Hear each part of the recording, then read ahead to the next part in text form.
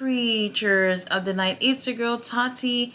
There was no watch along today, but I am proud to say that I attended my daughter's belt ceremony, who is now a gold belt in karate. So that's where I was tonight, enjoying my baby doing her little karate. When I got home though, Dynamite had just ended, so I had to play it back. It was weird to watch the show by myself, if you will, but it was actually a decent show. But there are some things, Tony Khan, that we need to talk about. So we start the show off with the Death Riders coming into the building, and everybody's all dressed up. They're walking outside to come into the building, except for Pac. Pac only has his trunks on with obviously his boots and whatever else. Let me just say this. This is the type of people you need in your life. Pac, who is ready for whatever. That would be the person that I would call and say, hey, such and such is going down. They don't ask me no question other than where. And they pop up and they are down for whatever. And that's what I need in my life. I need somebody like Pac in my life. Now, they're coming into the building. We do have some promos to get everybody ready for the Continental Classic matches that we have in tonight. Kind of like how they would open Collision a little bit. And I actually thought that was pretty good for Dynamite. Also had Orange Cassidy, Jay White, and what was the other one that's over there? Jay White, Orange Cassidy. Hey man, they back there arguing about the main event that they're going to be doing with Death Riders. And Heyman's just like, look, I don't give a fuck what y'all do, but leave Moxley to me. Moxley is mine. Now, he's really, really serious on getting his hands on Moxley. And he looks like he is probably ready to kill our boy. Now, we also have MJF who's coming into the building. He got his little Hanukkah suit on. And he's looking cute. Maybe I'm the only person who finds MJF cute. Something about his demeanor. I love me a good old heel. And I enjoy him a lot. Now, we have our opening match. We do have Anna Jay versus CEO Mercedes Moné for the TBS title. I am going to just say this. Anna Jay, girl, you've improved. You've improved so much. And I've been one of those people, those naysayers, but I think what really, really helped her was her going on to Japan and being able to go out there and really go out of her element. And that sometimes is what helps strengthen you. So she's been doing so well since she's been back in AEW, and she's been having title opportunities from God knows where, but I think she's been able to prove herself. So I'm glad to see that. CEO has been looking amazing these past few matches. I did say in my New Japan review the other day that I felt like I've been enjoying CEO matches in New Japan more than AEW, but this one was a really, really good one. And CEO is not playing with you hoes that's complaining on Beyonce's internet about how y'all don't like her being in AEW, and how she has left the big place like WWE, and now she's wrestling in front of like two people with AEW. Like, shut the fuck up. You know, she's happy with where she's at. I don't understand these entitled people who feels like you should be doing what they feel like you should be doing with your life. Like, kick rocks. Our girl CEO ends up retaining the title, and this was a really great match. And although I feel like this was really great for CEO, I really feel like if anybody's ever had doubts for when it comes to Anna Jay, I think this might end up shutting you up. Now that she's already had just two recent opportunities at the TBS title and also the women's title, I don't know where we go from here with Anna Jay. But still, really great match. Now, after this, we get a little update of FTR at home. They are tending to their wounds. Remember, last week at the end of Dynamite, Death Riders got their hands on them and attacked them. They ended up kidnapping them. Nobody called the cops and reported anything. And they did what they did to them. And now they're in their living rooms with bandages and looking all beat up. And they said that on January 1st that they'll get their hands on the Death Riders. Great. We'll see about that. Now, they did mention that they won't come alone. And when they said that, I was just like, what you going to do? Call Darby Allin, Orange Cassidy, and them? The same people that y'all always call on? Who y'all going to call on that's going to be any different than usual? I'm not necessarily too happy about this. Now, after this, now, look, MJF, I love you, baby. You're my scumbag and everything, but I am bored with this thing that they got going on with MJF and Undisputed Kingdom, Adam Cole and them. Like, nothing about this is making me feel excited at all. Long story short, MJF come on over there and he has this kind of like this commercial of feeding a malnourished child, which is Adam Cole, who's all yellow and shriveled up, and all that shit is true about Adam or whatever. But honestly, we tired of it. We all see the same thing, and for me, I just wish that this feud or whatever it is that they're trying to put didn't feel so forced. I kind of just feel like this shit was over a long time ago, and y'all just trying to bring this shit back up.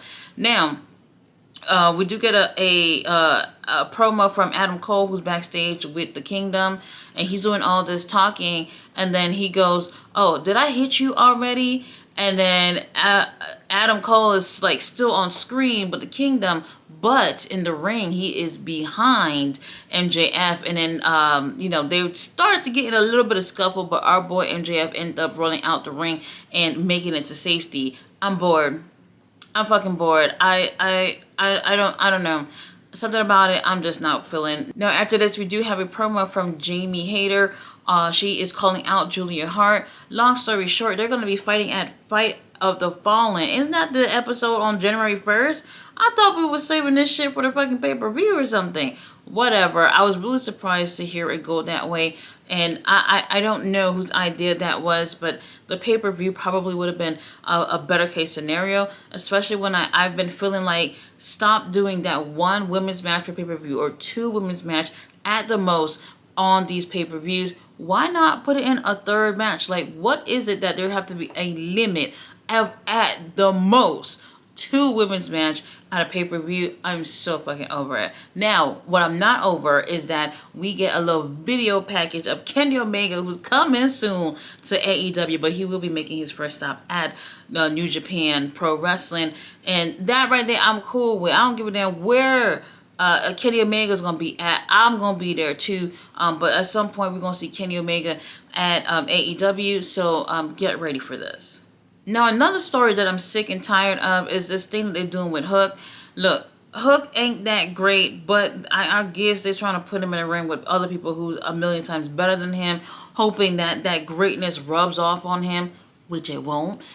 We do have tag team action. We have Hook teaming up with Shibata, and they're going against our stepdaddy Christian and Nick Wayne. Kip Sabian is ringside. Mama Wayne is ringside.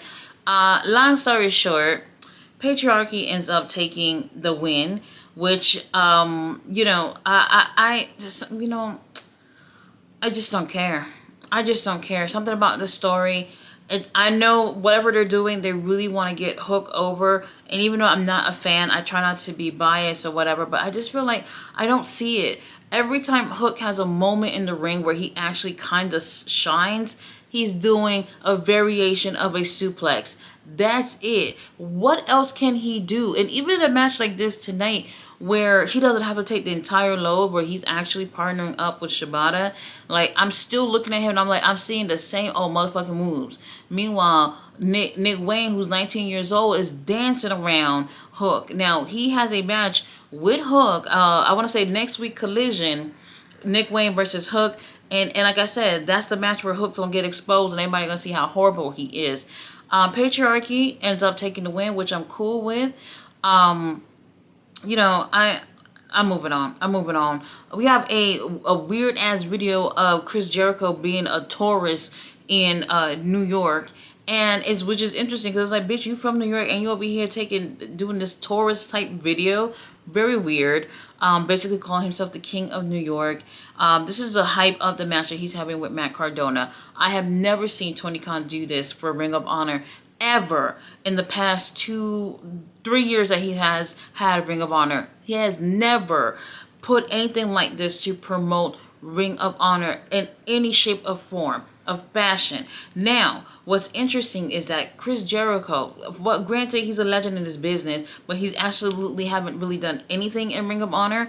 What's interesting to me though is that Athena, who has been champion for 2 years, where was that treatment for her and what she's been doing? And now all of a sudden that Chris Jericho has a title, they're making it seem like Ring of Honor is the second coming of Christ.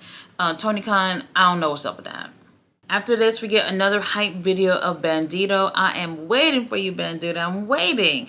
Mariah may also have a little promo backstage, and basically she's ready to have her match with Thunder Rosa, this Tijuana graveyard match at World's End. Great. We're happy for you.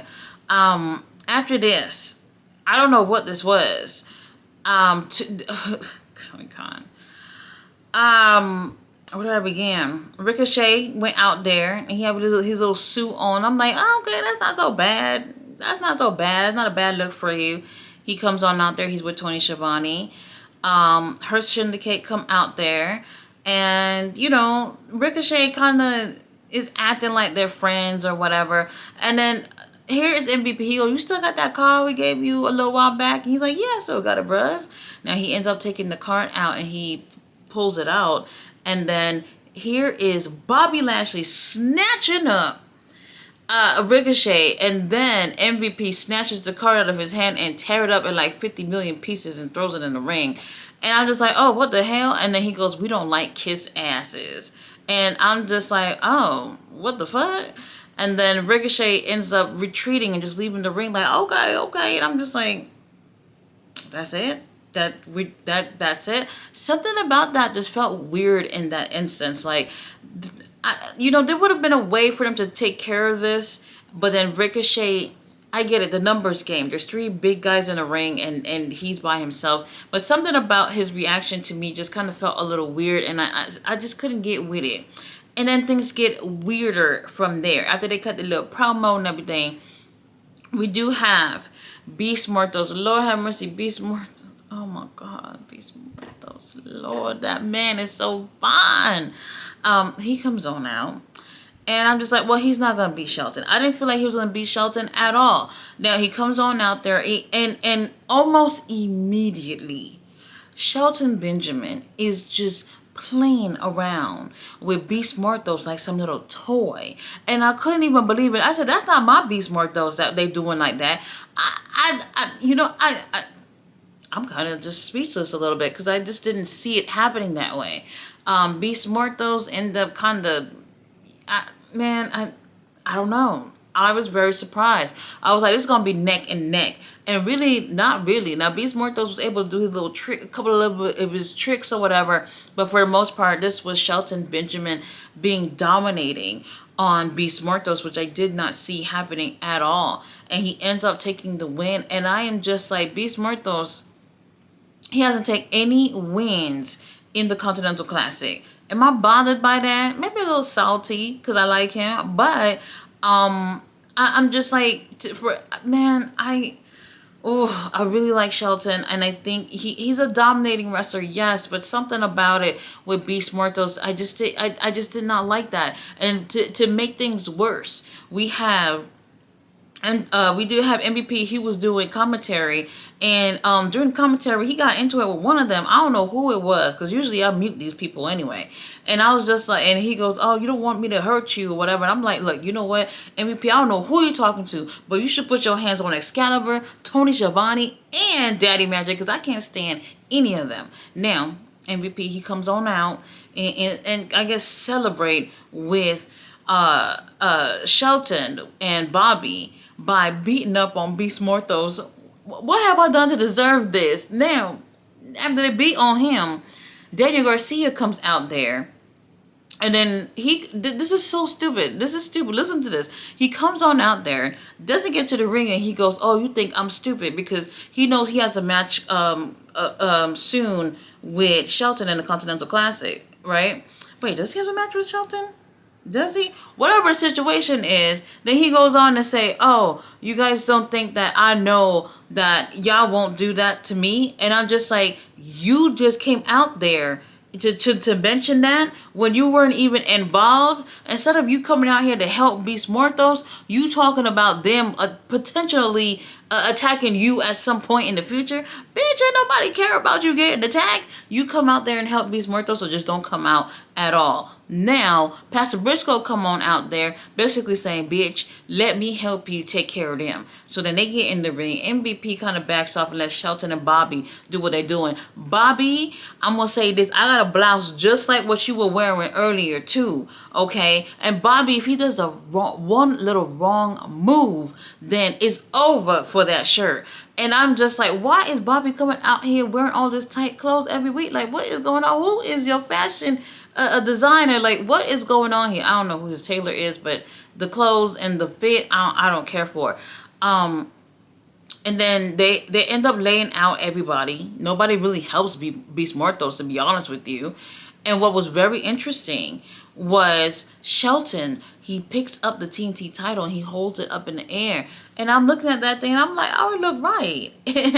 It looked right. You know, I was looking at it. I'm just like, this should be the scenario here with Shelton Benjamin with the TNT title. Now, this is not what I thought we was going to get with Shelton so early on, but I'm cool with it if they're ending up to go that route. And honestly, whatever's going on with Beast Muertos, Tony Khan, fix it. I'm not feeling this at all. So now we have Ricochet, who's back there talking to Renee Paquette, and I was just like, so you're not going to talk about how they just pretty much made you their bitch in the ring? Swerve ends up interrupting. It's nice to see you, Swerve. Prince Nana in that coffee cup. And long story short, he calls him Trevor. And then, what is this laugh that Ricochet is doing now? Like, I'm not feeling it. Whatever. I guess they're teasing. You know, obviously they have history with each other. They know each other or whatever. And that maybe something will happen with them in the ring at some point. Both of these guys do have some type of ties. Well, issues with the Hurt Syndicate, which is very interesting. Swerve wants nothing to do with that group, while Ricochet seemingly still, even after what just happened in the ring, still seems like he wants to be with them.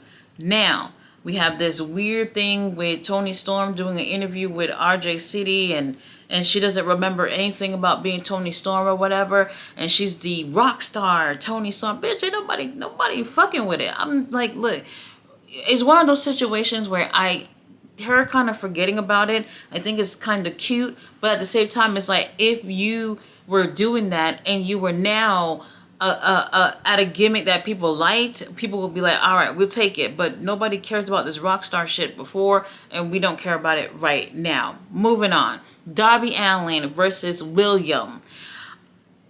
What the fuck? I'm gonna say this. William, yeah, y'all know how William is, but Darby Allin is like a daredevil. He has like no care for his own fucking life, so he goes out there and he's doing the absolute most that nobody's asking for. And I think for tonight maybe only, we actually saw more of Darby Allin the wrestler versus Darby Allin the cat with 9 lives. And I was just like, wow, like you are actually out here wrestling.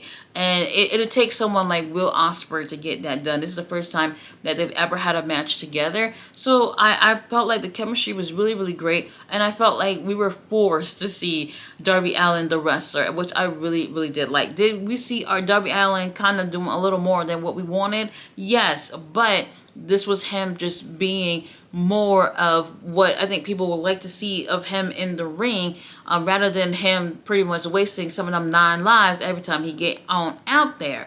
Now, I'm not even gonna lie, I was into my dinner or whatever, and I didn't put too much care into cheering for Darby, because I was like, Darby ain't winning nothing. Tell me how I'm about to say AJ Styles.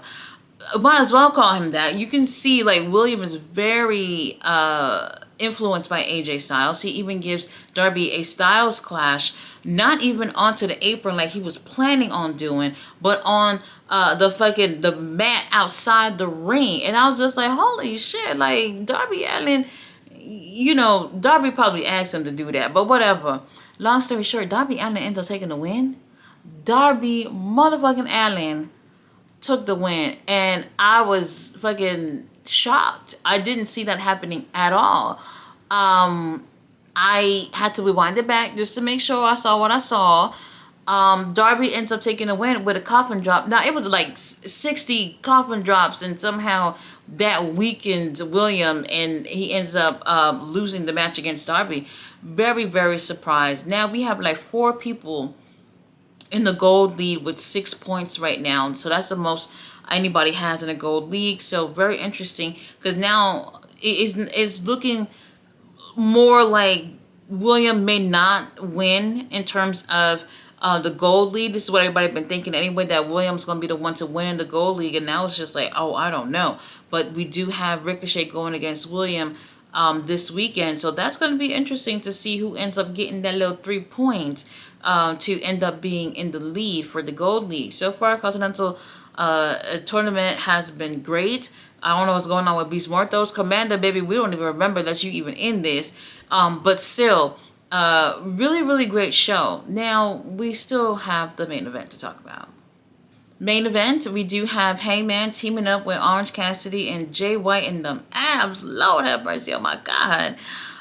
Versus Pac, Willa Yuta, and Jon Moxley. Marina out there with a briefcase. And we do have Claudio Castagnoli, who's just standing there looking, oh my God, I can't believe I don't have a man looking like that. I don't have a man at home looking like Claudio Castagnoli. Lord have mercy.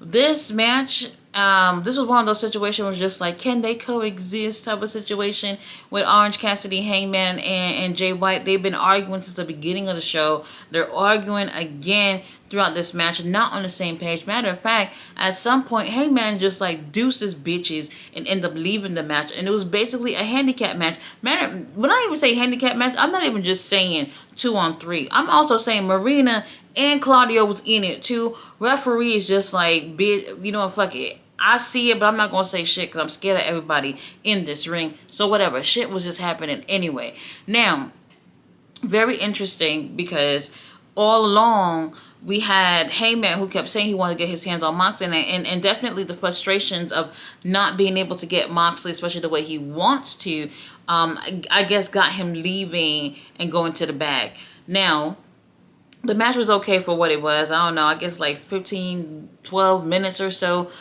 towards the end of the show.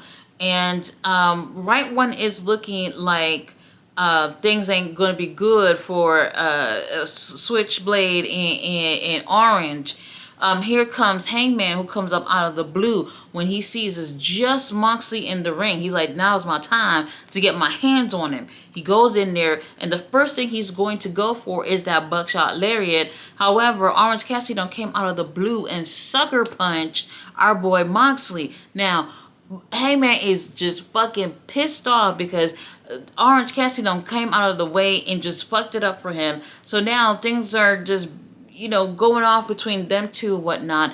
And with all that happening, Death Riders end up scooping in the win. And it's not looking good for Hangman's team. Now that the match is over, they don't have to worry about being a team. Hangman, Jay White, Orange, and them, they're in the ring and they're arguing with each other, literally about to get into a fight or whatever. Death Riders are just like, should we attack these bitches or they should just kill themselves in the ring? We don't even have to worry about this. Now, they do get into the ring to attack them, but then things are getting a little too hectic, so Marina ends up dragging out Moxley from the ring. He's like, look, Moxley, let's go. They can beat up Willa Yuta and them. We have to make sure that you as a champion is going to be okay for the pay-per-view the next weekend. This was actually a good show. Certain things here I'm just like, I don't care for. The Adam Cole, MJF thing, nobody give a fuck. Hook, baby, go back to wrestling school. There's just the Beast Mortos thing, I don't know. I don't know. I'm happy he's employed, and I get a chance to enjoy him in the ring. I think a lot of people do enjoy him. I think he's really, really talented, and I just feel like I'm nervous because AEW has this thing of they use people in a positive way. Then out of the blue, some fuck shit happens, and it's just like, oh, remember so and so? Remember when they used to do this and this? What happened with him? You know what I mean? And I'm nervous for Beast Mortos in that case. Especially, I don't see him even getting any more wins well, any wins, period, within the Continental Classic. And, he's been having really great matches, but now, like, what are we doing? LFI, who's not even in the picture right now, I don't know, this is something about family issues or whatever with LFI, so they have not been around for a few weeks. So now it's just Beast Muertos. Beast Muertos don't got no friends, but Beast Muertos, if you need a lady friend, you give me a call. And for me, I'm just like, I don't know what's going on. I don't know. Anna Jay is another one too, who's already gone for both titles in a span of a month, I want to say, or a little bit more than a month. She's at a corner right now. What do you do when you have someone come back from Japan and show that, hey, they've learned a lot and they're doing great, and put them in against the only two women's titles that you have in AEW, and now you're just like, what do you do at this point? No clue, no freaking clue. And Darby Allin, you surprised the fuck out of me with that match earlier, and the fact that you even won was wild to me, absolutely wild. But congratulations. The show, not bad. Might not like some of the things that happened, but either way, Tony Khan, the new year, better AEW, I hope. Guys, thanks so much for watching my review. I will see you guys tomorrow for Ring of Honor. And then Friday, we have the Final Battle pay-per-view. That should be really, really good. So tune in for that as well. And then Collision on Saturday. So much wrestling. So much wrestling. Guys, I'll see you guys then. Bye.